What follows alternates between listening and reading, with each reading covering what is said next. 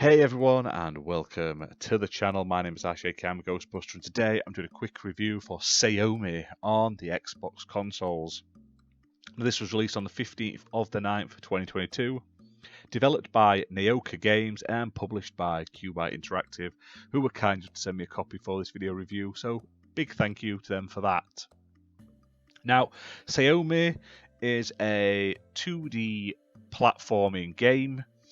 In the game, you play as Saomi, and you are basically setting out in search of a very rare diamond that was lost in an old family treasure. Now, this game takes place across 50 plus levels. I think there's 60 all in. And across the majority of the levels, there are 2 diamonds to find, with 100 diamonds to find in total. Now, you traverse these levels to get to the door to move on to the next level by jumping on platforms, avoiding traps such as spikes, there's enemies to avoid, and when you get to the end, you start the next level. Now, if you die, you get caught by an enemy, you restart the level and you can just try again. So like I say, some levels I ended up dying sort of 10-15 times trying to get to the end, kept catching like a spike or a trap or something like that.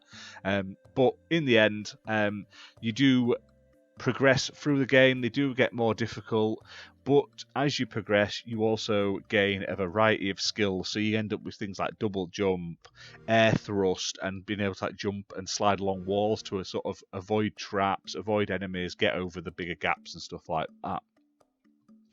Now, this game has a cute little 2D art style, like pixel art style. It's very bright coloured. It's got a variety of different biomes, like levels as well. So, like I say, there's the desert level, there's like an Egyptian pyramid style tomb area, there's a foresty level, and all of the enemies are themed to the sort of areas they're on. So, like, you get mummies in the tomb areas, and you get things like scorpions in the desert area.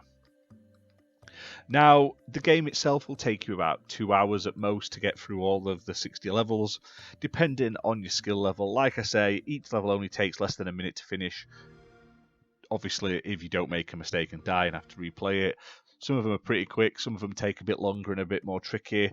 The controls themselves are pretty good. They are a bit twitchy. There's sometimes I've found myself falling off things or going too far with just a minor touch of the thumbstick. However, other than that, gameplay-wise, the game is pretty fun to play. It'll take up a couple of hours of your time and you'll enjoy it. Now, it also has pretty straightforward achievements that you will easily unlock by getting to the end of the game. A majority of them are just sort of like, do this, do that, collect this, finish this area, get to this type of area, like, oh, I've visited a desert level, that sort of thing.